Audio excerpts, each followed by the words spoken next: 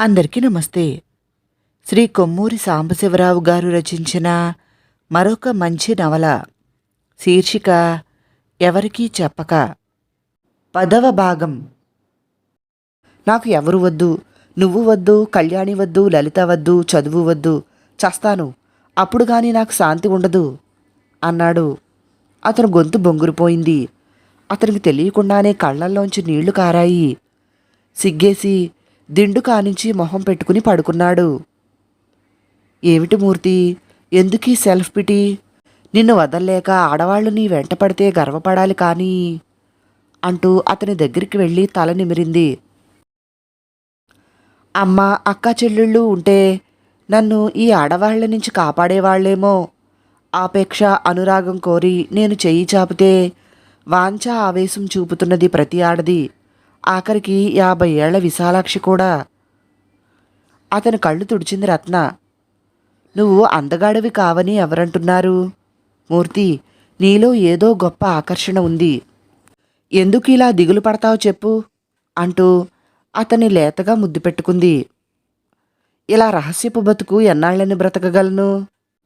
నిన్ను ఇంత బాధ పెట్టే ఆడవాళ్ళకి 4 అబద్ధాలు చెప్పటం వల్ల కలిగే హాని ఏమీ లేదు, బాధపడకు అంటూ అతని పక్కన కూర్చున్నది రత్న. అవును, నీకు ఎవరినీ బాధ పెట్టడం ఇష్టం లేదని నాకు తెలుసు. నీది చాలా సున్నితమైన మనసు. లేకపోతే నాన్న నిన్ను తిట్టినప్పుడు నిజం చెప్పేసి ఉండేవాడివి. కౌగిలించుకున్నది రత్న. రత్న, ఏమిటి పరీక్ష? సందేహం ఎందుకు, మగవాణ్ణే అన్నాడు. రత్న పకపకా నవ్వుతూ, అయితే రుజువు చెయ్యి అన్నది. నన్ను ఇలా చేస్తే నేను మాత్రం ఎంతసేపని నిగ్రహం చూపగలను? నిగ్రహం చూపమని ఎవరడిగారు? రత్న, ప్రామిస్ చేశావు, మర్చిపోకు. నేనేమీ ప్రామిస్ చేయలేదు అన్నది. అయితే నేను వెళ్ళిపోతాను. వెళ్ళనివ్వను అన్నది రత్న. పర్యవసానాల విషయం ఆలోచించు మళ్ళీ అన్నాడు. బాధ్యత నీ నెత్తిమీద వేసుకోమని నిన్ను అడిగానా? ఎన్నటికీ అడగను. నేను కోరి చేస్తున్న పనుల యొక్క పర్యవసానాలు నేనే భరిస్తాను అన్నది రత్న. ఎందుకు ఇంకా కాంప్లికేట్ చేసుకోవటం? నిన్ను ప్రేమించిన నాడే నా బ్రతుకు కాంప్లికేట్ అయ్యింది, ఇంకేమవుతుంది అవ్వటానికి అన్నది. రత్న, ఆ, నేను చచ్చిపోతే ఏం చేస్తావు అన్నాడు. అతని నోటి మీద ఫెళీమని కొట్టింది. అతనికి దూరంగా జరిగి, ఇంకెప్పుడు నా దగ్గర అలాంటి మాట అనకు, వెళ్ళు. నా ఆలింగనం కన్నా చావే మేలనిపించేంత అసహ్యంగా ఉంటే వెళ్ళు. మూర్తి, నాలో అంత స్వార్థం లేదు, వెళ్ళిపో అని ఏడుస్తోంది. రత్న, ఆ ఉద్దేశంతో అనలేదు, ఆలోచించకుండా అనేశాను, ప్లీజ్ ఏడవకు. రత్న, ఏడవకు అన్నాడు. అన్నది. నాకు తెలిసిన 3 ఆడవాళ్లలోనూ నీ ప్రేమే గొప్పది. ఏం, ఎందుకని? నీకు నిజంగా ప్రేమించటం అంటే, ప్రేమ అంటే ఈ రెండిటికీ తేడా తెలుసు. ఆ రెండిటికీ తేడా నీకు తెలుసా అడిగింది రత్న. తెలియదు. అయితే నాకు తెలుసునని నీకెలా తెలుసు? ఏమో, తెలుసు, అలా అనిపించింది అంటూ ఆమెను దగ్గరికి తీసుకున్నాడు. పొద్దున్న అతను బయలుదేరుతుంటే, మళ్ళీ ఎప్పుడు కనిపిస్తావు అడిగింది. ఇక కనిపించను. నా ఇంటర్వ్యూ ఏమైందో తెలుసుకోవా? ఇక్కడికి ఫోన్ చేస్తాను 12 గంటలకి, చెప్పు. నేను 3 గంటల బస్సులో తిరుపతికి వెళ్ళిపోతున్నాను చెప్పింది రత్న. మూర్తి ఇంటికి వెళ్ళేటప్పటికీ తలుపు లోపల గడియపెట్టి ఉన్నది. తలుపు తట్టాడు. స్నానం చేస్తున్నాను కేకపెట్టింది కళ్యాణి. 10 నిమిషాల తర్వాత తలుపు తెరిచింది. ఇలా మొహం పీక్కుపోయిందేమిటి, రాత్రంతా నిద్రపోలేదా అడిగింది. అవును, ఒకటే కబుర్లు, 4ంటికి పడుకున్నాం. ఆదరా బాదరాగా 4 మెతుకులు తిని ఆఫీస్కి పరిగెత్తిందామే. 12 గంటలకు బయలుదేరి వెళ్ళి ఫోన్ చేశాడు మూర్తి. నేను రత్నని. మూర్తేనా? గుడ్ న్యూస్, నాకు ఉద్యోగం ఇచ్చారు. స్కూలు ట్రిపుల్కేన్లో. వచ్చే వారం చేరుతానని చెప్పాను. ఇవాళ ఊరికి వెళ్ళను. ఎక్కడైనా ఇల్లు ఏర్పాటు చేసుకుని తర్వాత ఊరికి వెళితే సామాన్లు తీసుకురావచ్చు. మూర్తి గుండె గతుక్కుమన్నది. రత్న ఈ ఊళ్ళోనే ఉంటుందా? ఉంటే తన రహస్యం ఎన్నాళ్ళని రహస్యంగా ఉంటుంది అనుకున్నాడు. జీతం ఎంత అడిగాడు. 80. 80 రూపాయలకి ఈ ఊరు రావడం దేనికి? నీకెలా సరిపోతుంది? సరిపుచ్చుకోవాలి. ఇల్లు వెతకటానికి నువ్వు కూడా వస్తావా? ఎంతలో కావాలి ఇల్లు? ట్రిపుల్ కేన్లోనే ఉంటావుగా? అవును. 10-15 రూపాయల్లో ఒక గది చాలు. అయితే నేను వెళ్ళి చూసి ఎక్కడైనా ఉంటే వచ్చి నీకు చెబుతాను. సరే, నాతో కలిసి తిరగటం నీకిష్టం లేదా? మూర్తి జవాబు చెప్పలేదు. నీ ఇష్టం, అలాగే చెయ్యి. నీకోసం కాచుకుని ఉంటాను అని రిసీవర్ పెట్టేసింది రత్న.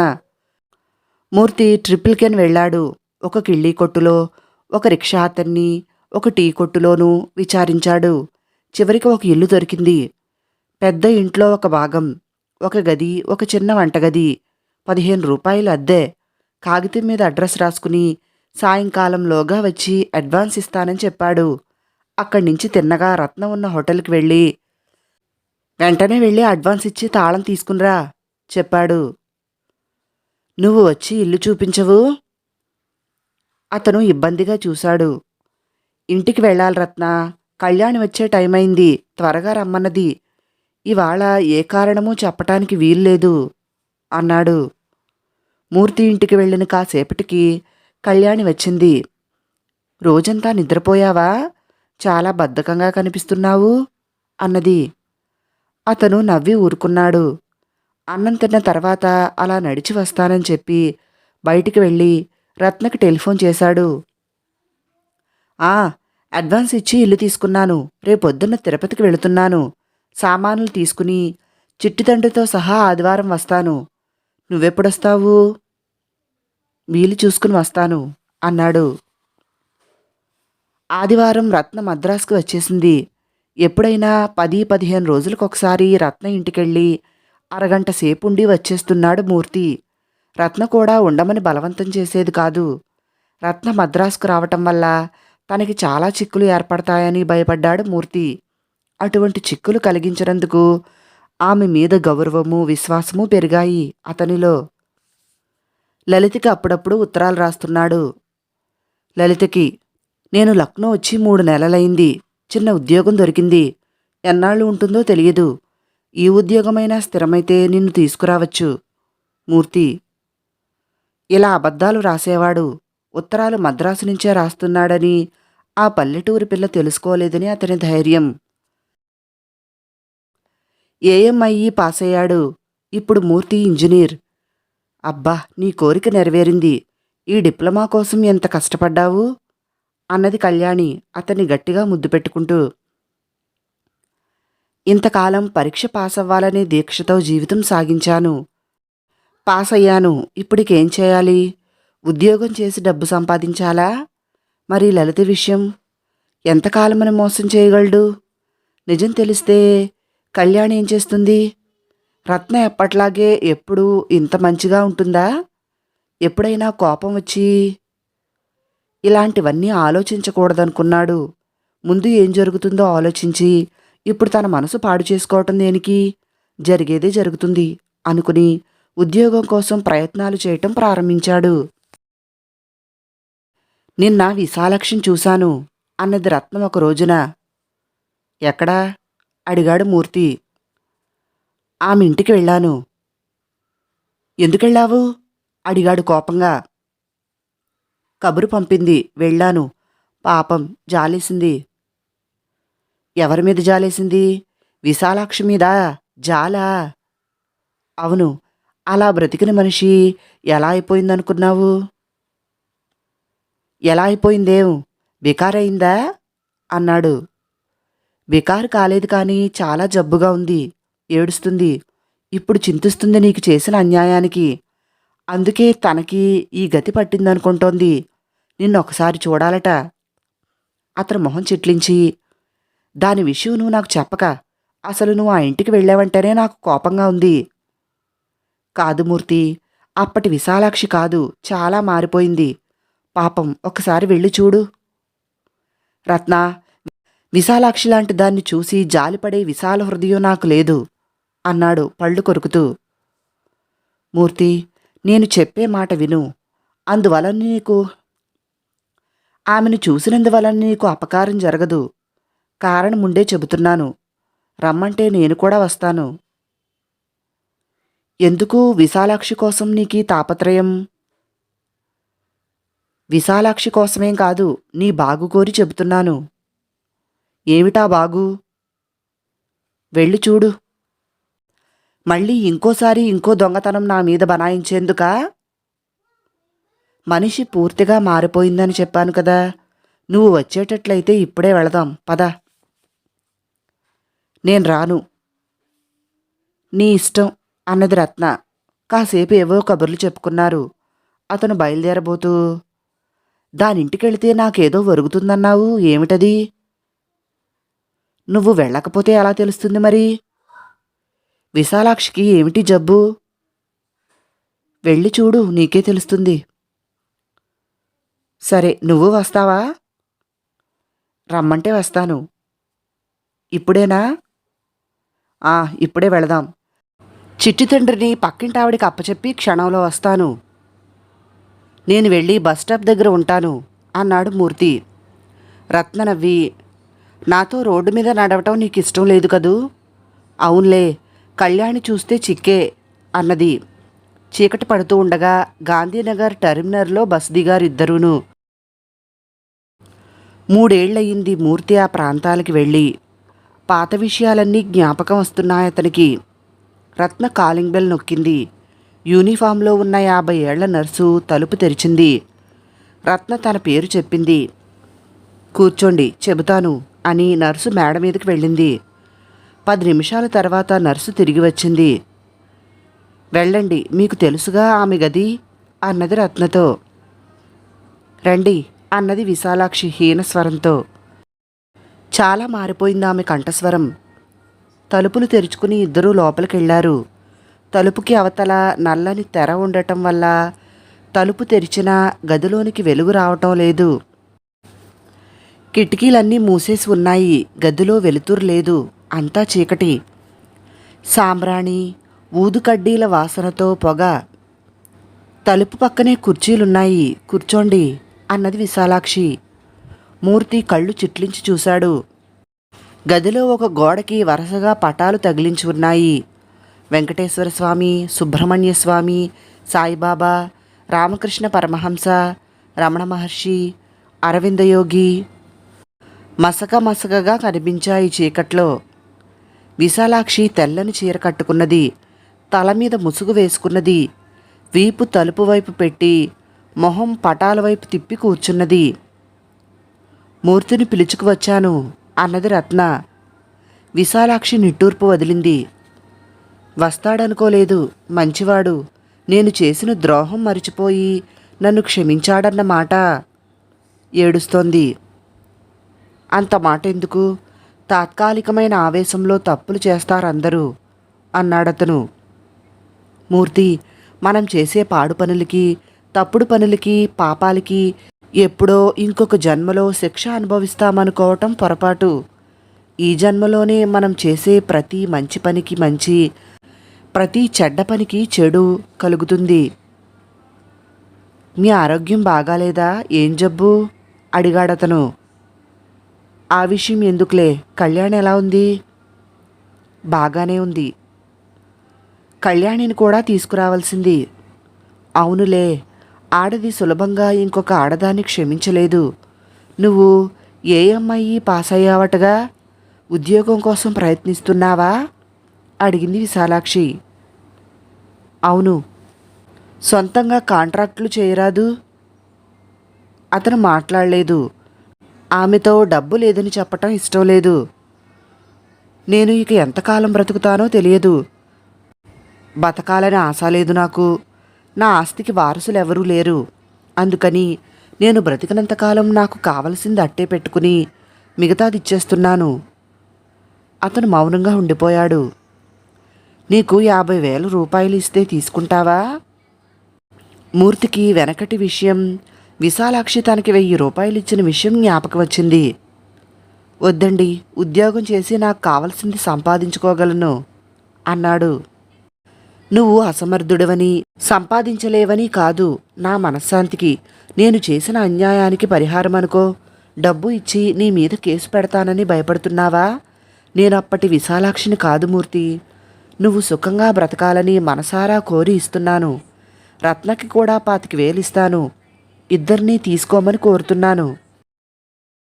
మీరు ఆరోగ్యంగా ఉంటే తీసుకునేవాణ్ణేమో. ఆనాడు నాతో ప్రణయం సాగించి డబ్బు తీసుకోమని నేను అడిగినప్పుడు నువ్వు తిరస్కరించటంలో అర్థం ఉంది, గొప్పతనం ఉంది. ఏ ప్రతిఫలమూ కోరకుండా నా మనశ్శాంతికి తీసుకోమని నేను నీ పాదాల మీద పడి ప్రాధేయపడుతున్నాను. మూర్తి, తీసుకోవు అన్నది విశాలాక్షి. ఆమె కళ్ళ వెంట నీళ్లు కారుతున్నాయి. మూర్తికి జాలేసింది. సరే, అలాగేలేండి అన్నాడు. విశాలాక్షి కాలింగ్ బెల్ నొక్కింది. నర్సు రాగానే, వకీలు విశ్వనాథం గారికి ఫోన్ చేసి వెంటనే రమ్మని చెప్పు అన్నది. నర్సు వెళ్ళిపోయింది. 15 గంటలో వకీలు వస్తాడు అని ఏవో శ్లోకాలు చదవటం ప్రారంభించింది విశాలాక్షి. మూర్తి, రత్న అక్కడే అలాగే కూర్చున్నారు. అరగంట తర్వాత వకీలు వచ్చాడు. అలా కూర్చోండి విశ్వనాథం గారు. అతను మూర్తి, ఆమె రత్న. వీళ్ళిద్దరూ అంటే నాకు చాలా అభిమానం. అతనికి 50,000, ఆమెకి 25,000 ఇస్తున్నాను. నేను బుద్ధిపూర్వకంగా, నా మనస్సు స్థిమితంగా ఉన్నప్పుడే, ఎవరి ప్రోద్బలమూ బలవంతమూ లేకుండానే ఈ డబ్బుని ఇస్తున్నానని ఇద్దరికీ చెరొక ఉత్తరము రాసివ్వండి, సంతకం పెట్టిస్తాను అన్నది విశాలాక్షి.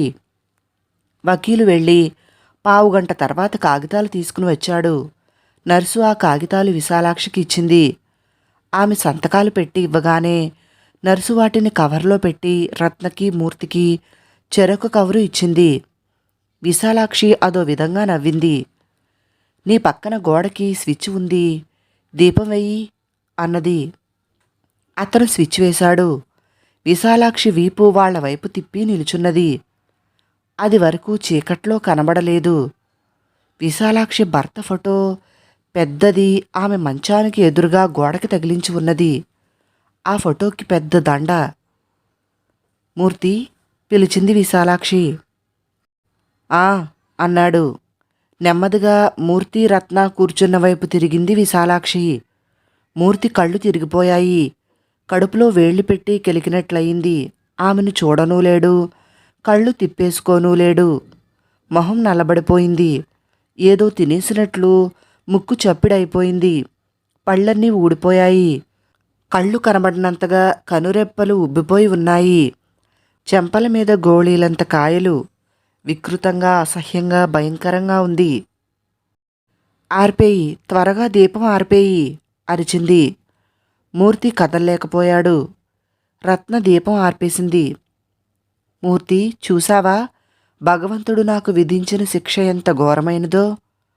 మూర్తి, నువ్వు పాడి పని చెయ్యకు, ఎవరిని హింసించకు. దేవుడు ఊరుకోడు, జాగ్రత్త. దేవుడికి అందరమూ సమానమే. అందరం దేవుడి పిల్లలం. ఒకళ్ళు ఇంకొకళ్ళకి అన్యాయం చేస్తే చూసి సహించడు, శిక్షిస్తాడు. వెళ్ళు. నన్ను, నా మొహాన్ని, నీకు నేను చేసిన అన్యాయము అన్నీ మర్చిపో. వెళ్ళండి, ఇద్దరూ వెళ్ళండి అంటూ పటాల ముందు నేల మీద సాష్టాంగపడి, శ్రీ వెంకటేశ శరణం అజ్ఞానిన మయా దోషే అంటూ శ్లోకం చదివింది ఏడుస్తూ. మూర్తి, రత్న ఆ గదిలోంచి బయటికి వెళ్ళిపోయారు. ఇంజనీరింగ్ కాలేజీలో తనతో చదివిన స్నేహితుడు తను కలిసి ప్రైవేట్ కాంట్రాక్టు చేయటానికి ఏర్పాటు చేసుకున్నామని, అతను పెట్టుబడి పెడతాడని కళ్యాణికి చెప్పాడు మూర్తి. ఆమె నమ్మింది. రత్న 25,000తో ట్రిపుల్ క్యాన్లో ఒక ఇల్లు కొనుక్కున్నది. మేడ మీద, క్రింద ఒక వాటా అద్దెకిచ్చింది. అద్దె 100 రూపాయలు వస్తున్నాయి. మూర్తి ఎప్పుడో వారానికో 10 రోజులకో ఒకసారి రత్నను కలుసుకుంటున్నాడు. కష్టపడి శ్రద్ధగా పనిచేస్తున్నాడతను. అదృష్టం కూడా కలిసి వచ్చింది. కాంట్రాక్టులు బాగా లాభసాటిగా ఉన్నాయి. బాగా డబ్బు వస్తున్నది. మొదటి సంవత్సరమే దాదాపు 70,000 సంపాదించాడు. భాగస్థుడు వెళ్ళిపోయాడని, కంపెనీ తన స్వంతం అయిందని కళ్యాణికి చెప్పాడు. ఆమెను ఉద్యోగం మాన్పించాడు. హైదరాబాద్కి బొంబాయికి పని మీద వెళ్ళినప్పుడు అక్కడి నుంచి లలితకి డబ్బు పంపుతున్నాడు. నిన్న రేసులో 2000 వచ్చాయి. నా దగ్గరుంటే ఈసారి రేసులో పోతుంది. నా దగ్గరుంటే ఈసారి రేసులో పోతుంది ఆ డబ్బు. నా ఖర్చులకి 500 అట్టే పెట్టుకుని మిగతాది నీకు పంపుతున్నాను. ఇంకా ఉద్యోగం దొరకలేదు. ఇలా ఉత్తరాలు రాస్తున్నాడు లలితకి. జవాబులు రాసేందుకు తన అడ్రస్ ఇంతకాలం నుంచి లలితకి రాకపోవటం వలన ఆమెకి తన తండ్రికి అనుమానం కలుగుతుందని తెలుసు. ఇలా 2 ఏళ్లు గడిచాయి. రత్న పిల్లాడి పేరున 50,000 ఫిక్స్డ్ డిపాజిట్లో వేశాడు మూర్తి. ఎందుకు అడిగింది రత్న. నాకు పిల్లలు లేరు. బయటికి చెప్పుకోకపోయినా వీడు నా కొడుకేగా. కళ్యాణికి పుట్టవచ్చుగా. ఊహు, ఆమెకి పిల్లలు పుట్టరని డాక్టర్ చెప్పింది. కథ కొనసాగుతుంది. తర్వాత ఏం జరిగిందో వచ్చే భాగంలో తెలుసుకుందాం. విన్నందుకు అందరికీ చాలా చాలా థ్యాంక్స్. నచ్చితే వీడియోని లైక్ చేసి నా ఛానల్ను సబ్స్క్రైబ్ చేసుకోండి ప్లీజ్. మరిన్ని కథలు నవలల కోసం డిస్క్రిప్షన్లో మరియు కామెంట్ బాక్స్లో ప్లేలిస్ట్లో లింక్స్ ఉన్నాయి, ఒకసారి చూడండి. ధన్యవాదములు. మీ ప్రసన్న.